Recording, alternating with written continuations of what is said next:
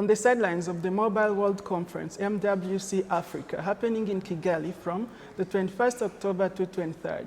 We have the opportunity to discuss with the Deputy Director for the Global System for Mobile Communication Association, John Giusti. I mean, the Handset Affordability Coalition was really born out of this opportunity we saw across Africa, but across the world, in making sure that so many of the people who are today covered by mobile broadband, but not using it, became, connected to the power that comes from digital connectivity. We simply saw, with 2/3 of the population of Africa not connected to the mobile internet, we simply saw that was too large a number to really be able to fuel the kind of innovation and economic opportunity that the continent has the potential to be delivering on. And so, we really wanted to make sure that we didn't just create another opportunity to talk about a problem, but to pull together the right people to try to solve the problem, or at least to try to solutions to start moving progress in the right direction.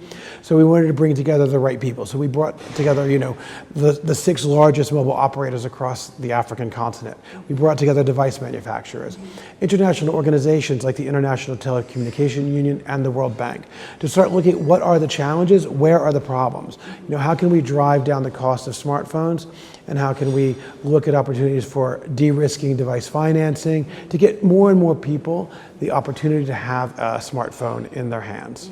Now that you're trying to engage more people to have smartphones, to have access to internet, communication, and everything, but now access and affordability to those devices remain the biggest barrier hindering all these ambitions we are setting. Now, how is the coalition going to help countries like Rwanda, for example, address such kinds of issues? Yeah, I think we also should start from the positive, which is we've seen huge progress in the number of people connected across Africa, and we've also seen huge progress in the coverage of mobile internet across the continent. We moved from 34% in 2017 to only 9% today of the population not covered in Africa. So that was a huge amount of investment from operators, and also a huge amount of commitment and from policy enablement that came from governments. So we're making progress, but I think we recognize there's still the price point of certain smartphones that just are not yet attainable for parts of the population, and those parts of the population that would benefit the most. Rural communities, women, people with less education who could really benefit from having these tools in their hands. Mm-hmm. And now that we're talking about that, are there any ongoing or upcoming collaboration between GSMA and Rwandan telecom operators in terms of giving device distribution or financial institutions to support the handset financing? No, absolutely. I think we've seen great leadership across Africa from the operators in this market, MTN and Airtel. I think both leaders in trying to drive more and more people into connectivity. And importantly, those 2 operators are part of the 6 of the largest operators in Africa that came together, and we used MWC Kigali to announce some specifications for what we think at the baseline is needed for an affordable 4G device. One that's both affordable, as I said, but also one that's desirable. Because yes, you can make something cheap, but that doesn't mean people want it. How can you bring something to them that will really be desirable to the consumer? Yeah, make it a little bit customized. Exactly, and now all 6 operators came together, agreed on these basic ideas of what should be included, and now we're taking that to the device manufacturer community. So I'm very optimistic that we're going to start to see here in Rwanda and in other markets across Africa more options for devices that can reach at lower price points. But now, let's go a little bit to the rural and low-income communities. Yeah?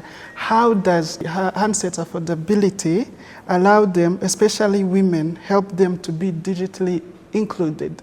Yes, there's what we know, what it could do, but specifically, how does this help? Yeah, I think that, and it's not just about having a device in your hand. That is an important part. There's also, of course, the need to make sure that there's digital skills, but I'm really pleased that the operators in this market do help train their consumers when they need that training and how to use the devices. But I think that, whenever I look at the innovation in Africa and the ability of people to leverage a smartphone and that connectivity to start engaging in new business opportunities for themselves, trading their goods, trading their agricultural products. I mean, I just think the potential is endless if we have more and more people who are able to access those kind of services online. You really have seen more and more people able to come out of poverty and actually innovate and bring real change to their lives and for their families' lives through connectivity. And that's what I think this is all about, is making sure that people see a real benefit from having that device in their hand. Now that we are talking about benefits, let's look ahead a little bit into the future. Yeah? So what milestones should we expect from the coalition's work in Africa over the next years? And specifically, how might Rwanda fit into this vision? Well, I mean, I think first and foremost is to see what we can manage to do with these new specifications that are out there, this baseline. Because I'm very optimistic that will, in fact, bring more devices into the market. It's been to send a very clear signal from the operators to the device manufacturers that these are desirable devices. So I think that will make a difference. But I think there's a lot more that we need to be doing. And I think we continue to explore new and innovative ways to de-risk the financing of devices, because even at low price points, some parts of the population will have a difficult time buying it in one fell swoop. They're going to need to pay for it over time. So how can we make sure that that financing mechanism in place, and in a way that the operator is comfortable they're not going to lose too many of the devices in that process? And I think that we're continuing to look at the different models that even the operators here are deploying in different markets to figure out what works best and what is resonating the most with the consumers to get more and more of those not yet on 4G, on 4G. How do you get these 2G users, these 3G users, some people not connected at all, into this? Yes. Now, Rwanda is trying to push its management of e-waste products. And here we are talking about handset affordability, which means more access, more ownership of smartphone and communication devices.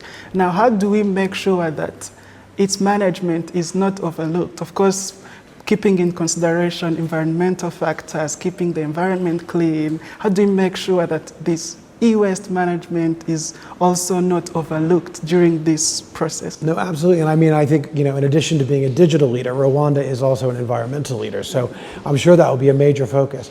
And, we've worked together with the operator community globally, because that's not just a Rwandan problem or an African problem, that's a global problem, around circularity of devices, to make sure that then we have a lot of very specific recommendations that we make about, recycling, reusing, devices. So I think, and I know that many of the operators here across Africa are already deploying these solutions. There's more to do, I think, but I think the first and foremost, we need to make more people connected, and then we can make sure at the same time that those devices, as they go through their normal course of life, that they're then not disposed of irresponsibly in the end.